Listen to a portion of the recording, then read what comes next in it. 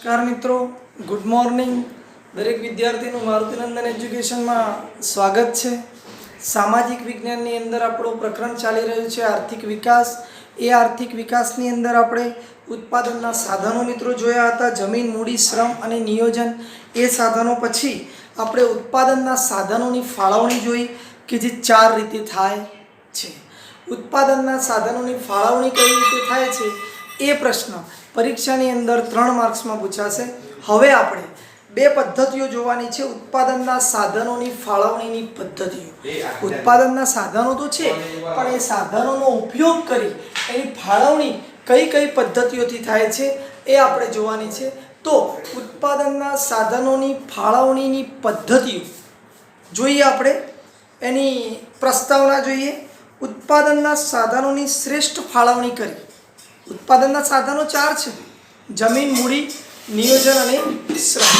તો આ 4 સાધનોની ફાળવણી કરી એ ફાળવણી કઈ પદ્ધતિ અનુરૂપ કાર્ય કરે છે એની આપણે ચર્ચા કરીશું. તો એની અંદર વધુમાં વધુ ઝડપી આર્થિક વિકાસ પ્રાપ્ત કરવાનો દરેક દેશ પ્રયાસ કરતો હોય છે. આપણે કોઈ પણ કાર્ય કરતા હોય અથવા કોઈ પણ કંપની ગમે તે વસ્તુનું પ્રોડક્શન કરતી હોય તો એનો હેતુ શું હોય છે કે ઝડપથી પ્રોડક્શન થાય, માર્કેટની અંદર ઝડપથી એની વસ્તુ વેચાય અને ઝડપથી એ કંપનીનો આર્થિક વિકાસ થાય. એ બાબત મુખ્ય છે. ટૂંકમાં વિકાસ એ વ્યક્તિ, કંપની અથવા કોઈ પણ સામાજિક સંસ્થા હોય, કોઈ પણ આર્થિક સંસ્થા હોય, કોઈ પણ સહકારી સંસ્થા હોય તો એ ઈચ્છતી હોય છે. ઉત્પાદનના સાધનોની ફાળવણીની મુખ્ય 2 પદ્ધતિઓ છે. ઉત્પાદનના સાધનોની ફાળવણીની પદ્ધતિઓમાં પ્રથમ પદ્ધતિ છે બજાર પદ્ધતિ. ખાસ મિત્રો આ બંને પદ્ધતિઓમાંથી એક પદ્ધતિ પરીક્ષાની અંદર પૂછાશે અને બીજી છે સમાજવાદી પદ્ધતિ.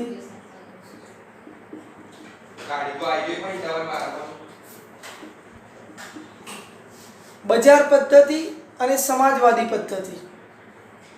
તો જોઈએ આ 2 પદ્ધતિઓની અંદર એકબીજાથી તદ્દન વિરોધી પદ્ધતિ છે. બજાર પદ્ધતિ એ વ્યક્તિની માલિકીની પદ્ધતિ છે, જ્યારે સમાજવાદી પદ્ધતિ એ સરકારના નીતિ નિયમો અનુસાર ચાલતી પદ્ધતિ છે. ખાસ ખ્યાલ રાખજો મિત્રો, ઉત્પાદનના સાધનોનો ઉપયોગ કરી એની જે પદ્ધતિઓ છે એ પદ્ધતિઓ 2 પ્રકારની છે. એક બજાર પદ્ધતિ અને બીજી છે સમાજવાદી પદ્ધતિ. હવે આ બજાર પદ્ધતિની અંદર કઈ કઈ બાબતોનો સમાવેશ થાય છે અને સમાજવાદી પદ્ધતિમાં કઈ કઈ બાબતોનો સમાવેશ થાય છે એ જોતા પહેલા આપણે જોઈએ તો બંને પદ્ધતિઓ કેવી છે, એકબીજાથી તદ્દન વિરોધી પદ્ધતિઓ છે. આ બંને પદ્ધતિઓનો સમન્વય કરી અન્ય પણ કેટલીક પદ્ધતિઓ વિકાસ પામી છે. દરેક દેશ પોતાને અનુરૂપ હોય એવી એક યા બીજી પદ્ધતિ સ્વીકારે છે. ઘણા દેશો એવા છે કે જેમાં બજાર પદ્ધતિ ચાલુ છે, ઘણા દેશો એવા છે કે જેમાં સમાજવાદી પદ્ધતિ ચાલુ છે. ભારત એક એવો દેશ છે કે જેની અંદર બજાર પદ્ધતિ પણ ચાલુ છે અને સમાજવાદી પદ્ધતિ પણ ચાલુ છે.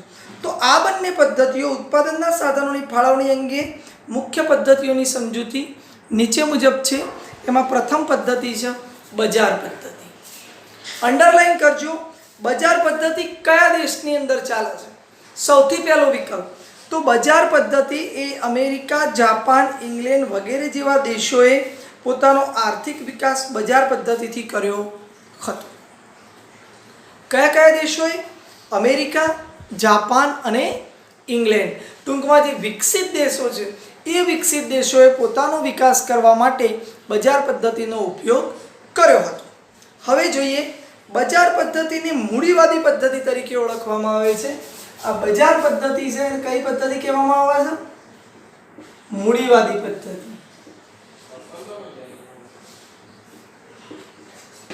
કે જેમાં આપણે કોઈ પણ કાર્ય કરવું છે તો એના માટે રૂપિયાનું રોકાણ કરવું પડે. સામાન્ય રીતે આપણે જોઈએ કે કોઈ દુકાન કરવી છે તો દુકાનની અંદર સામાન લાવવા માટે સૌથી પહેલાં શું જોઈશે? પૈસા જોઈશે. એટલે મૂડીવાદી પદ્ધતિનો અર્થ એવો થાય કે જેમાં નાણાં, મૂડી એટલે નાણાં, બરાબર, જેમાં મૂડી રોકવી પડે એ પદ્ધતિને શું કહેવામાં આવે? મૂડીવાદી પદ્ધતિ. અને મૂડીવાદી પદ્ધતિનું બીજું નામ શું છે? બજાર પદ્ધતિ. તો આ 3 દેશોએ આ પદ્ધતિ એટલે કે વિકસિત દેશો આ પદ્ધતિ વાપરે છે. આ પદ્ધતિમાં ઉત્પાદનના સાધનોની ફાળવણી નફાને આધારે થાય છે. આ અગત્યનો વિકલ્પ છે, અંડરલાઈન કરી દેજો. આ પદ્ધતિમાં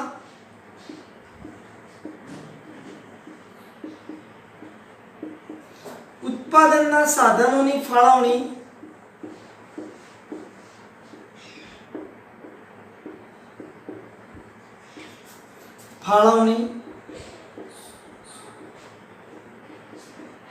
નફાને આધારે થાય છે.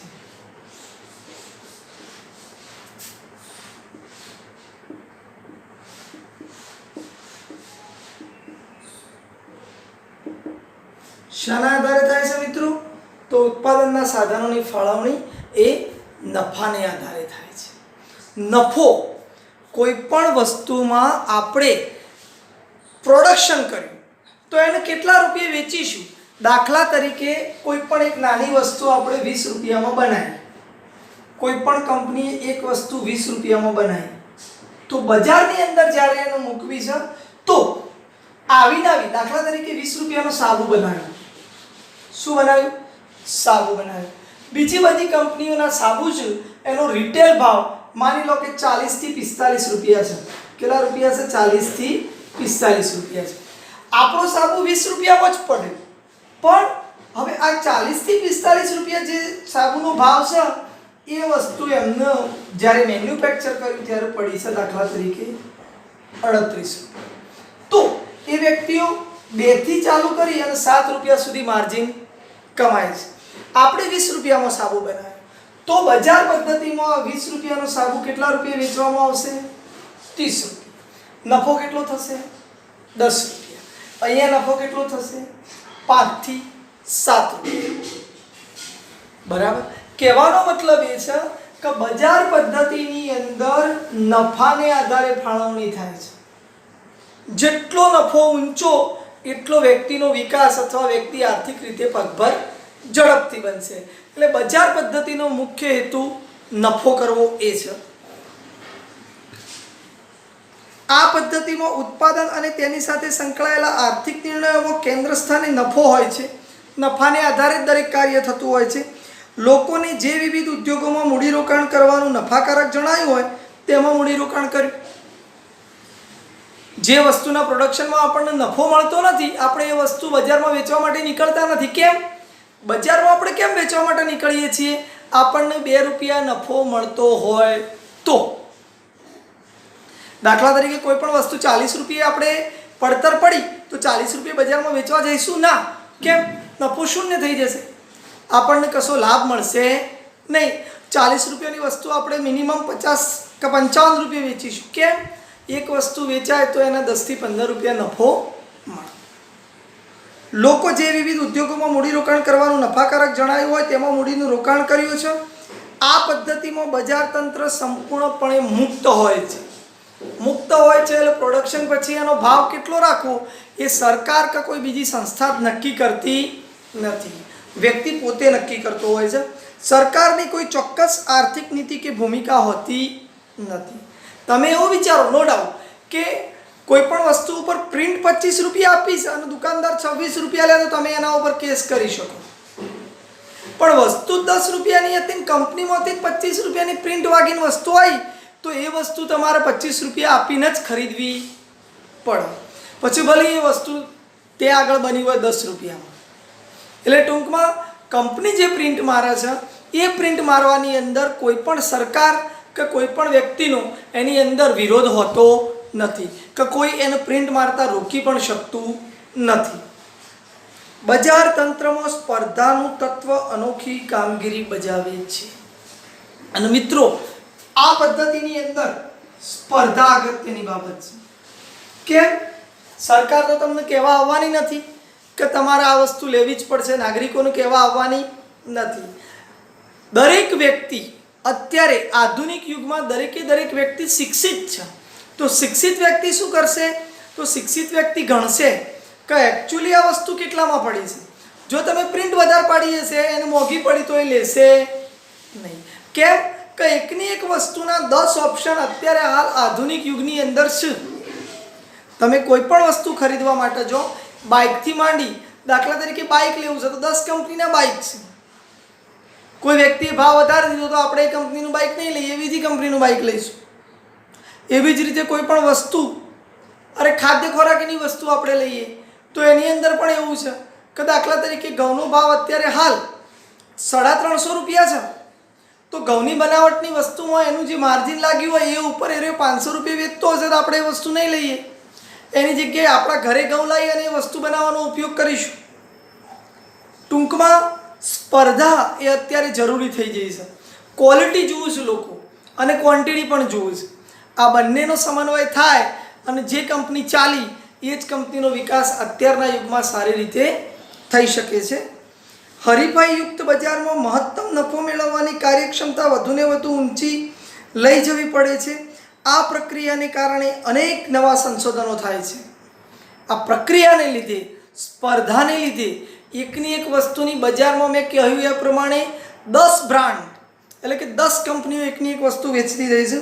ઉત્પાદનની નવી પદ્ધતિઓ દિવસે ને દિવસે શોધાતી રહે છે, જેના દ્વારા ઉત્પાદન મહત્તમ થાય છે. મહત્તમ એટલે સૌથી વધુ.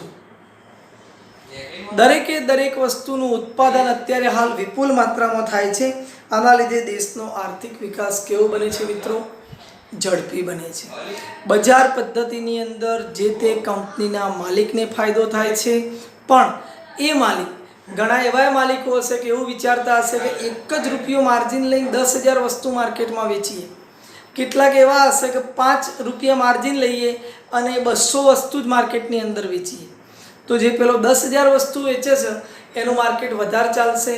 એની કંપનીની જે રેપ્યુટી છે, રેપ્યુટી એટલે પોપ્યુલારિટી, જે ખ્યાતનામ છે, તો એ વસ્તુ ઝડપથી માર્કેટની અંદર ચાલવાથી દુનિયાની અંદર લોંગ ટાઈમની બદલે શોર્ટ ટાઈમની અંદર એ વસ્તુ ચાલવા લાગશે. અને મિત્રો આપણે ઘણી બધી વસ્તુઓ આવી જોઈએ છીએ. દાખલા તરીકે ટૂથપેસ્ટ કોલગેટ. અત્યારે હાલ 40% અભણ લોકો એવા છે કે જ્યારે ટૂથપેસ્ટ લેવા માટે જોઈએ છે દુકાનમાં એવું નહીં કહેતા કે મને ટૂથપેસ્ટ આપો, એવું કહે છે દુકાનની અંદર કે મને કોલગેટ આપો. તો કોલગેટ કંપની આપણે જોઈએ છીએ, પાર્લેજી. તો આ કોલગેટ, પાર્લેજી આ કંપનીઓ એવી છે કે જે નામથી જ ચાલી છે, બરાબર.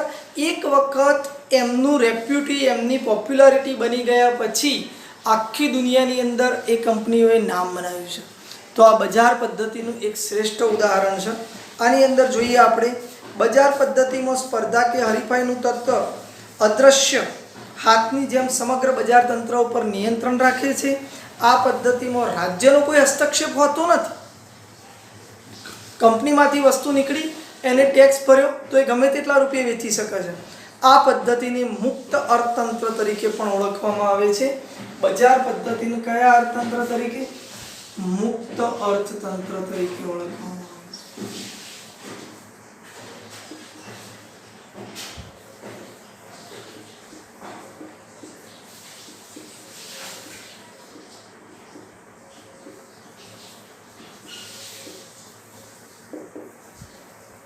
મુક્ત અર્થતંત્ર તરીકે ઓળખવામાં આવે છે. હવે મિત્રો બજાર પદ્ધતિ કોને કહેવાય આપણે એની ચર્ચા કરી. એના લક્ષણો જોઈએ, ખાસ ધ્યાન આપશો.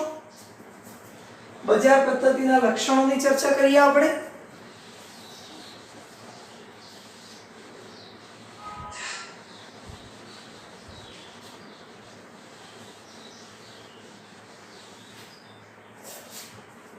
બજાર પદ્ધતિના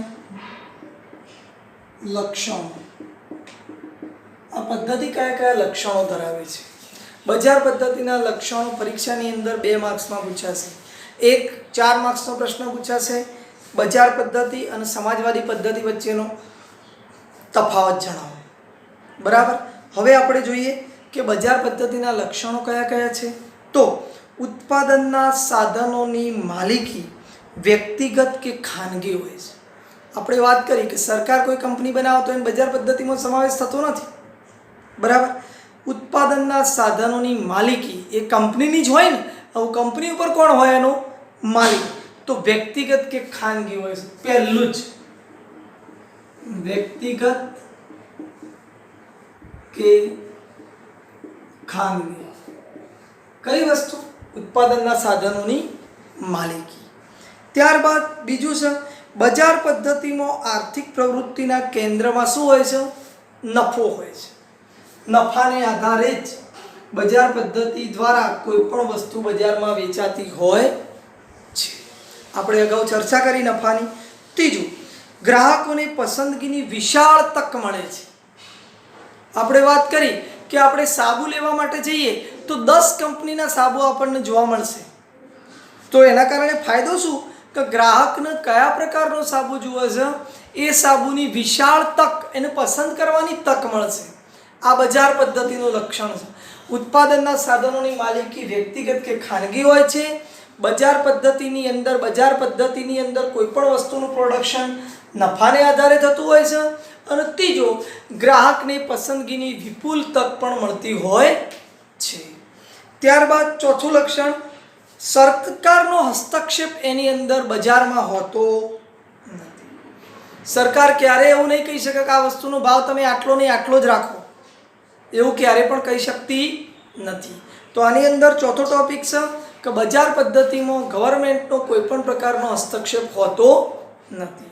પાંચમો પોઈન્ટ છે, ઉત્પાદનના સાધનોની ફાળવણી શાના આધારે થાય છે? નફાને આધારે. પેલામાં શું હતું? બજાર પદ્ધતિ આર્થિક પ્રવૃત્તિના કેન્દ્રમાં નફો હોય છે. બજાર પદ્ધતિની શરૂઆત નફાને આધારિત થતી હોય છે અને આની ફાળવણી નફા ઉપર આધારિત હોય છે. અને છેલ્લો પોઈન્ટ છે, આર્થિક નિર્ણયો ભાવતંત્રને આધારે લેવાય છે. આ અગત્યનો ટોપિક છે, ભાવતંત્ર. આર્થિક નિર્ણયો શાને આધારે લેવાય છે? ભાવતંત્રને આધારે લેવાય છે.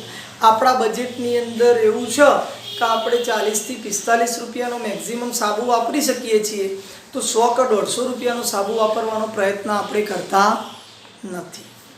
કેમ આપણે એટલી ઊંચી વસ્તુ વાપરવાનો પ્રયોગ કરતા નથી? કારણ કે આપણા બજેટમાં નથી. એટલે ભાવતંત્રને આધારે બજાર પદ્ધતિનો વિકાસ થાય. હવે બજાર પદ્ધતિના લાભ જોઈએ. બજાર પદ્ધતિથી આપણને કયા કયા લાભ થાય છે? આ લક્ષણો, લાભ અને ગેરલાભ. બજાર પદ્ધતિમાં 3 વસ્તુઓ તૈયાર કરવાની છે. 3 વસ્તુમાંથી કોઈ પણ એક બાબત પૂછવાની તો એ કેટલા માર્ક્સમાં પૂછાશે? 2 માર્ક્સમાં. આઈએમપી કરી દેજો. બજાર પદ્ધતિના લાભ. બજાર પદ્ધતિથી વ્યક્તિને શું લાભ થાય છે? તો પહેલું, બજાર પદ્ધતિમાં વ્યક્તિનું આર્થિક સ્વાતંત્ર્ય જળવાય છે. આર્થિક રીતે કોઈ પણ વસ્તુ વેચનાર વ્યક્તિ એ મજબૂત બને છે, મતલબ નફો થતો હોય છે એને. આ પહેલો લાભ છે બજાર પદ્ધતિનો. બીજો લાભ, ઉત્પાદનના સાધનોનો મહત્તમ અને કાર્યક્ષમ ઉપયોગ થાય છે.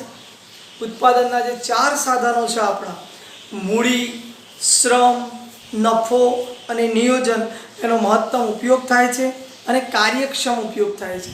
તમે પ્રાઇવેટ કંપનીની અંદર મિત્રો જેટલા કલાક જોબ કરી હોય એટલા કલાકની જ સેલરી મળે. એટલે એના કારણે શું થાય કે વ્યક્તિ 8 કલાકની જોબ ઉપર 2 કલાક ઓવરટાઈમ કરવા માટે પ્રેરાય. અને જો વ્યક્તિ 2 કલાક ઓવરટાઈમ કરવા પ્રેરાય તો જે વસ્તુનું પ્રોડક્શન છે એ 8 કલાકના બદલે 10 કલાક થાય. અને 10 કલાક થાય તો એ વસ્તુ કેવી બને? વધુ બને. પેલી 10,000 નંગ બનતા હોય તો 2 કલાક વધી ગયા એટલે 12,000 નંગ બનશે. ઓકે. ત્યાર પછી મહત્તમ ઉત્પાદન હાંસલ કરી શકાય છે. બજાર પદ્ધતિની અંદર આમ તો ગવર્મેન્ટના નિયમ મુજબ આપણે વ્યક્તિને 8 કલાક કાર્ય કરાવીએ છીએ, પણ બજાર પદ્ધતિની અંદર ખાનગી કંપનીઓ દ્વારા આપણે એ વસ્તુ કેટલા કલાક કરાવી શકશું? 24 કલાક. 3 શિપો ચલાવી અને 24 કલાક એ કાર્ય આપણે કરાવી શકીશું. અર્થતંત્રમાં સતત નવા સંશોધનો થતા રહે છે. ગવર્મેન્ટની ઓફિસ તમે જોશો તો તમને ખબર પડશે કે એક વખત બનાવી દીધી તો 25 વર્ષ સુધી કોઈ કલર કામે કરાવતું નથી. જ્યારે બજાર પદ્ધતિની અંદર તમે કોઈ પણ ખાનગી કંપનીની અંદર જશો તો લોકોને આકર્ષવા માટે 2 વર્ષે તમે જશો તો ઓફિસનો નકશો જ બદલાઈ ગયેલો હશે. કહેવાનો મતલબ બજાર પદ્ધતિની અંદર વ્યક્તિની આંખોને ગમે એવું આયોજન કરવામાં આવતું હોય છે. તો આ એક લાભ મળે છે. ત્યારબાદ 5મો પોઈન્ટ છે, સ્પર્ધાને કારણે વસ્તુની ગુણવત્તા શ્રેષ્ઠ બને છે. સ્પર્ધા હોય એટલે કોઈ પણ વ્યક્તિ છે એ વ્યક્તિ સ્પર્ધાને લીધે સારી વસ્તુ જ બજારમાં મૂકશે, ખરાબ વસ્તુ બજારમાં મૂકી શકશે નહીં. અને જો ખરાબ વસ્તુ બજારમાં મૂકશે તો એ લોંગ ટાઈમ ચાલશે નહીં. પરિણામે એને કંપની શું કરવી પડશે? બંધ કરવી પડશે. એટલે બજાર પદ્ધતિની અંદર વસ્તુની ગુણવત્તા આપણને ખૂબ જ સારી રીતે એટલે કે ઉચ્ચ કક્ષાએ મળી રહેતી હોય છે.